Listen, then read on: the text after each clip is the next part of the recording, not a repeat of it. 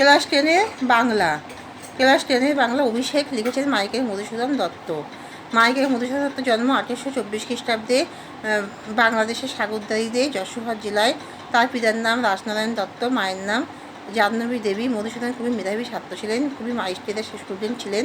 তিনি খুবই মেধাবী এবং গ্রিক, লাতিন, আরবি, ফারসি বিভিন্ন ভাষায় দক্ষতা অর্জন করেন।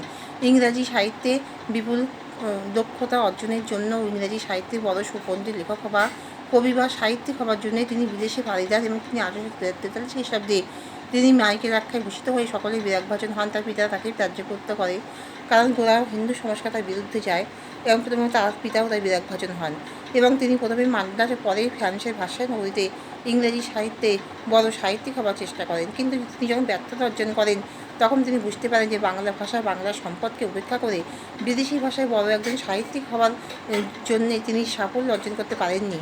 ফলে তাকে যেন বঙ্গলক্ষ্মী যেন তাকে স্বপ্ন দিচ্ছে, ওই বাছা, এই বঙ্গদেশে যে সাহিত্যের অপূর্ব প্রাচুর্য ভাণ্ডার আছে সুরক্ষিত, তাকে অবহেলা করে বিদেশে কেন তুই ভিক্ষা বৃত্তি গ্রহণ করছিস? অর্থাৎ এই বাংলাদেশে বাংলা মায়ের সান্নিধ্যে যে ভাষা সম্পদে প্রাচুর্য ভাণ্ডার আছে, তাতে মধুসূদন যদি সেইভাবে মনোযোগ দিতে পারতেন তবে তিনি আজকে একজন সাহিত্যিক, আরও বড় সাহিত্যিক হতে পারতেন। যদিও তিনি একজন বিশাল বড় সাহিত্যিক হয়ে চিরস্মরণীয় হয়ে আছেন, কিন্তু মধুসূদনের ধারণা ছিল যে তিনি আরও বড় হতে পারতেন।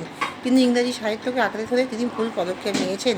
তাই তিনি আবার বাংলা ভাষায় ফিরে আসেন ও বাংলা সাহিত্যকে আর সম্পদকে তিনি আবার আঁকড়ে ধরেন।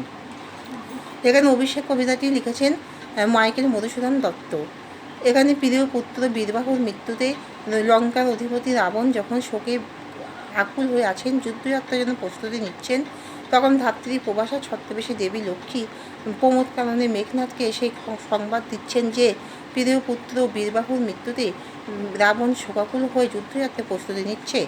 তখন মেঘনাথ খুবই অবাক হয়ে যায় যে এই রামচন্দ্রের সাথে যুদ্ধে স্বরের আঘাতে বিদ্ধ করেছেন তাকে এবং তাদেরকে খণ্ড করেছেন, সেই রামচন্দ্র কী করে আবার বীরবাহুকে মেরে ফেলে?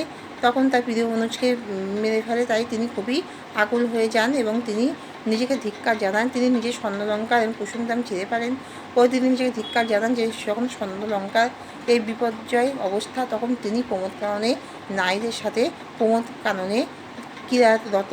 তাই নিজেকে ধিক্কার করে তিনি যুদ্ধযাত্রার জন্য প্রস্তুতি নিয়ে পিতার পাশে থাকতে চেয়েছেন এবং তার এই যুদ্ধযাত্রার প্রস্তুতি খুবই প্রবল বেগে যেন তার রথ চলেছে। যেমন অর্জুন